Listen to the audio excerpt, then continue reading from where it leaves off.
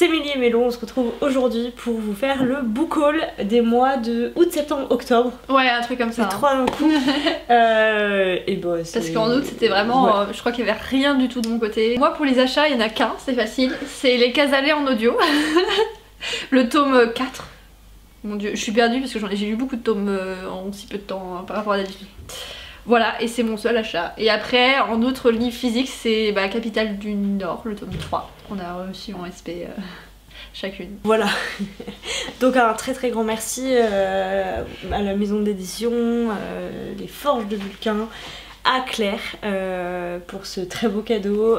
Donc on l'a effectivement reçu toutes les deux, il est juste sublime. On vous a déjà dit 1000 fois je pense qu'il faut lire absolument cette saga, c'est le dernier tome. Voilà, la collection est complète, la saga est complète et c'est la fin. Donc deux auteurs à suivre absolument. Ok, alors moi ça va être complètement pêle-mêle parce qu'il n'y a que des achats neufs et que j'ai tout empilé et que j'ai pas fait de tas pour vous présenter les trucs et que voilà, j'ai un peu la flemme de chercher. Du coup on va commencer par le jour où, le tome 7. Il est nul. Enfin ça vaut pas la peine quoi. Empruntez-le, voilà, ouais. Ça vaut peut-être pas le coup, il est beau.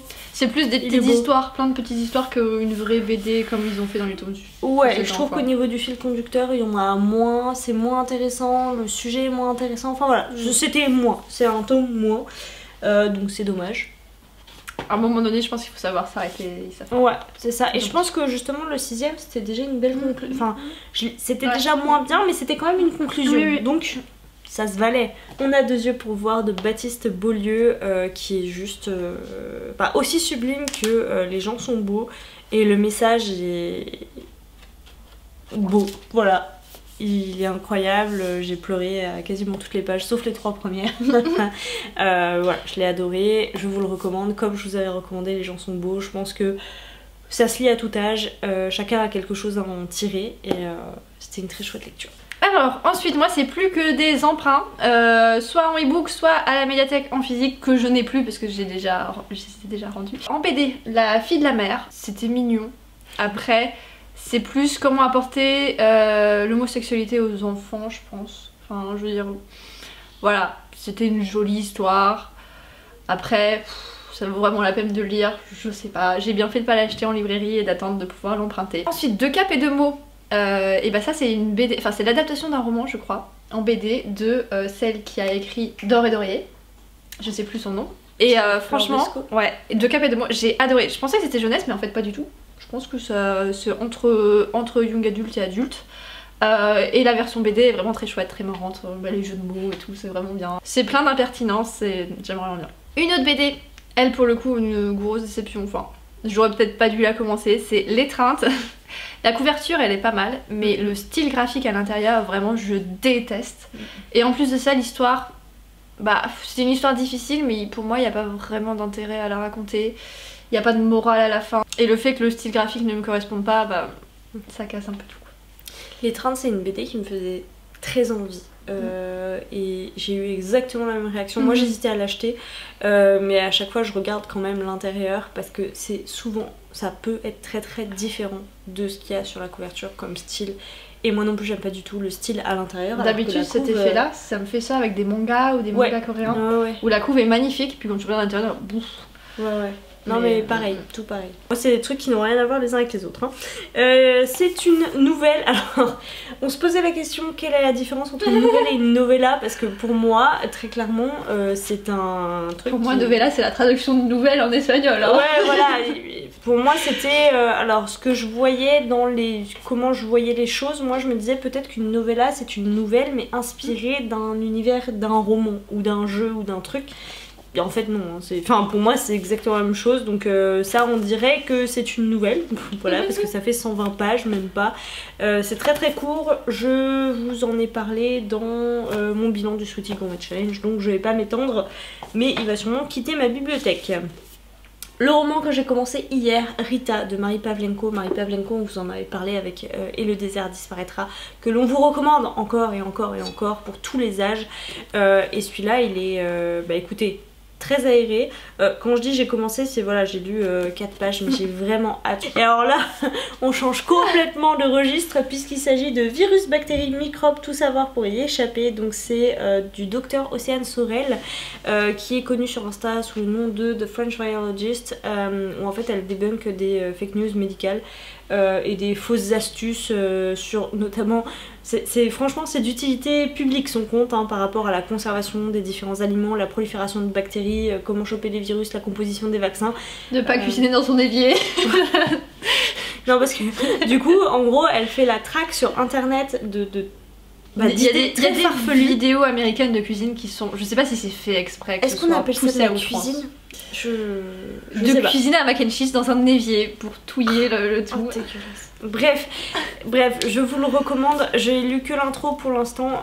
L'idée c'est que en fait elle présente des gastro-entérite virale. Donc là il y a une petite infographie et puis à côté des explications donc normalement très simple et abordable. C'est de la vulgarisation scientifique puisque elle est véto plus virologiste, donc bon elle a un peu de bagage dans le truc. Donc je vous recommande son compte Insta hein, parce que c'est vraiment, en plus c'est très drôle et du coup celui-là qui je pense sera très utile pour cet hiver.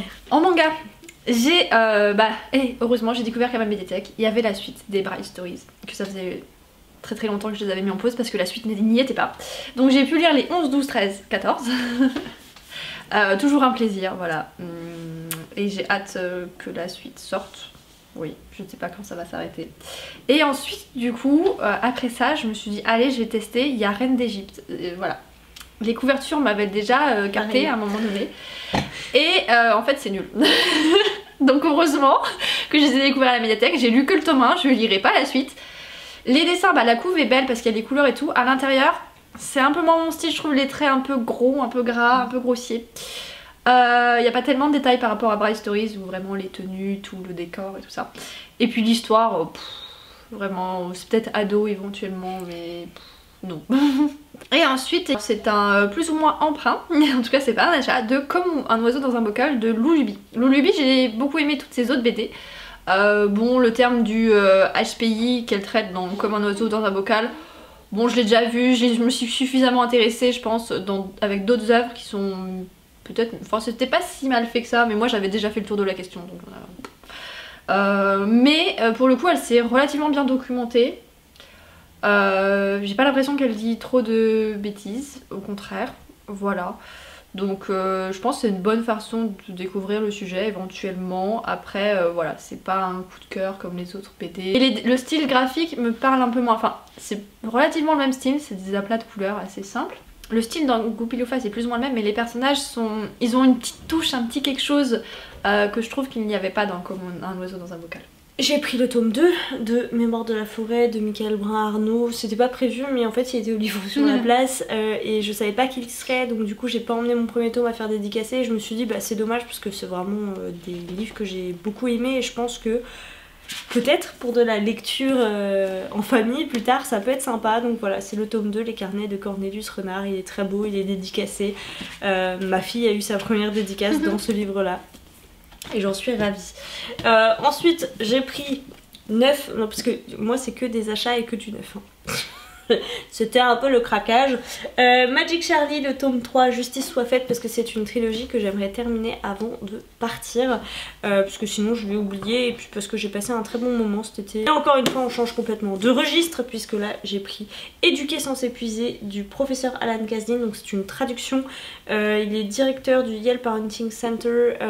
Alors je crois que j'ai expliqué dans un vlog un peu le pourquoi du comment de j'allais acheter ce livre là. Je l'ai pas du tout commencé encore mais celui-là il va m'accompagner en Irlande c'est sûr. Et puis je vous en parlerai j'espère cet hiver dans une vidéo dédiée. Ensuite pendant le Fluty Gourmet Challenge j'avais commencé la duologie de Ariel Holz dont je n'ai plus le premier nom en tête. Bref, j'ai emprunté le deuxième tome, Le règne des chimères, voilà, je l'ai lu, c'est chose faite. J'ai préféré le tome 1, je vous en ai déjà parlé dans les vlogs. Et ensuite, c'est que des emprunts que je n'ai pas encore lus. Donc il y a Les Casalets, le tome 5, que j'ai emprunté parce que j'ai bien envie de lire la suite, vraiment. Surtout que le tome 4 s'est arrêté à un point, mais on s'arrête pas là, ça se fait pas. Voilà, après je sais pas, peut-être que du coup je craquerai pour l'audio parce qu'il était vraiment sympa en audio. Je sais pas trop, on verra. Et j'ai également emprunté du thé pour les fantômes. Parce que Claire Duvivier en a parlé. Elle a dit que c'était bien. À la base je voulais pas forcément le lire, enfin ça m'intéressait pas, j'attendais d'avoir plus de retours pour le lire et donc là je pense que je le lirai bientôt. Là on a des retours très très positifs, même enfin moi c'est Pico Books qui en a parlé en très très bien. Ainsi que du coup Claire Duvivier qui disait que c'était vraiment une superbe lecture, donc j'avoue que moi aussi. Et ensuite j'ai également emprunté Metalia entre les mondes parce qu'il a popé dans ma médiathèque d'e-book, donc du coup voilà. Je sais pas quand je vais le lire exactement, mais je vais pouvoir le lire. Ça m'intéresse bien aussi. D'ailleurs pareil, Claire Duvivier en a parlé aussi. Ah oui? C'est toi qui m'as dit qu'elle en avait parlé. Ah bon?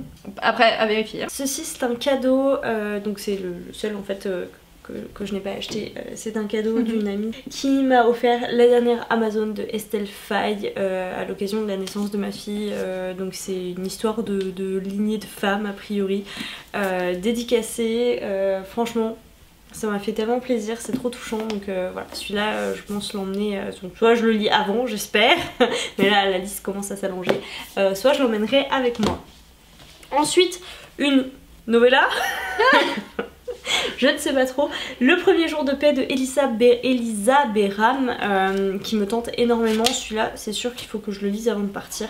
C'est une utopie. Donc c'est marrant parce que j'ai l'impression que l'utopie revient beaucoup. Enfin, en tout cas, on le voit beaucoup plus passer sur Instagram en ce moment, les utopies. Alors qu'il y a eu la grosse période qu'on connaît tous des dystopies. Donc je trouve que c'est assez intéressant et j'ai envie, je pense que je n'en ai jamais lu. Donc voilà. Ensuite je me suis fait un petit kiff et j'ai été acheter les 5 BD de Emma qui sont sortis. Donc on a, je ne sont pas dans l'ordre, mais un autre regard 2, la charge émotionnelle, des princes pas si charmants et des lignes et des cailloux. J'en ai lu 3 sur les 5, il faut que je lise les 2 dernières là très prochainement. Écoutez, moi je la suis sur Instagram, donc elle poste déjà pas mal de ses réflexions. Enfin en fait c'est un peu en condensé, une agrégation de tout ce qu'elle peut poster sur les réseaux. Maintenant comme il y en a certaines que j'avais pas lues, je pense qu'elle met pas non plus tout sur les réseaux. Elle a été notamment connue pour celle qu'elle a fait sur la charge mentale, que je recommande à tout le monde parce que cette BD est hilarante et tellement juste et je pense que tout le monde se reconnaît dans ce qu'elle explique, à moins d'être très très avancé dans votre couple sur le sujet de la charge mentale. Mais en tout cas, c'est une BD qui permet de faire réfléchir. Et je dirais qu'en la présentant à vos conjoints, ça peut en tout cas amener le sujet, la discussion. Ensuite, les 2 derniers, alors il y a Éducation meurtrière, le tome 2, en fait c'est la trilogie, je crois que c'est une trilogie de Naomi Novik. J'avais acheté le tome 1 et en fait il était à la médiathèque, c'est un peu bête. Bref, une fois qu'on est dedans, c'est hyper addictif et j'avais envie de lire la suite, donc du coup je pense que ça va y passer cet hiver. Enfin, cette fin d'automne même, je ne sais pas, on verra bien.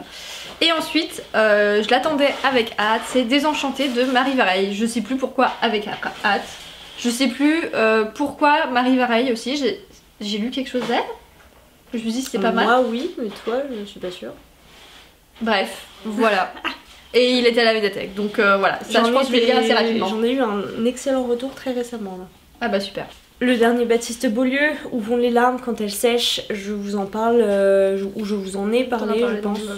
Ouais, et puis je vais vous en parler dans une vidéo là, faut que je la tourne. Mais c'est son dernier roman. Là c'est pareil, je dirais que c'est une agrégation de toutes les histoires, enfin pas toutes, mais une grande partie des histoires qu'il peut partager sur son métier de médecin avec un fil conducteur qu'il n'y a pas forcément sur Instagram. Donc voilà, je vous en parlerai plus en détail plus tard. Celui-là je vous en ai tellement parlé dans les vlogs. L'ex plus beau métier du monde de William Lafleur aka Monsieur le Prof. Voilà, à lire, à re-relire, à conseiller, s'informer sur le sujet pour comprendre pourquoi les manifestations, pourquoi les grèves dans le milieu de l'éducation nationale, c'est méga important. Donc prenez-le, allez-y, foncez. J'ai pas fini, mais comme il y en a plein en carton, je vais être obligée de ressortir mon petit carnet pile à lire et de vous insérer les trucs ici. J'ai acheté 2 livres de Anna Roy, donc La vie rêvée du postpartum et Le postpartum dure 3 ans, donc c'est pareil, c'est des livres dont je vous parlerai cet hiver normalement. J'ai aussi trouvé dans une boîte à livres Les Dames du Lac, le tome 3. Vous savez que moi les légendes arthuriennes c'est quelque chose que j'apprécie bien, donc voilà, j'ai eu l'occasion de le trouver au même format que le tome 2, donc voilà, je l'ai pris. En audio j'ai pris Ce que le jour doit à la nuit, puisque ça faisait un temps infini que ce truc traînait dans ma palle, de Yasmina Khadra. J'avais préféré Les Hirondelles de Kaboul, que j'avais même adoré. C'est une plongée dans l'Algérie, c'est pareil, c'est un livre dont je vous ai parlé dans mon bilan du Sweaty Gourmet Challenge. En audio, après cela, j'ai pris La Nuit des Elfes de Jean-Louis Fedjen, donc c'est le tome 2 de la trilogie des elfes de Jean-Louis Fedjen. Donc là c'est pareil, c'est de la reprise du mythe des légendes arthuriennes et ce tome 2 m'a beaucoup plus plu que le tome 1. Et le dernier audio que j'ai pris c'est Golden Son de Pierce Brown, qui est le deuxième tome de Red Rising, puisque je me suis dit qu'il était temps quand même que je me bouge les fesses. Je les garde dans ma pile à lire en anglais. Bah c'est sûr, ouais, que nécessairement j'avance pas, sauf que bon, il est vraiment temps que j'avance sur cette trilogie et ça m'a bien plu, donc je suis plutôt contente. Voilà. C'est fini. Sur ce, bah, comme d'habitude, n'hésitez pas à nous donner vos avis sur les livres qu'on a cités. Et en attendant une prochaine vidéo, je vous souhaite de très bonnes lectures.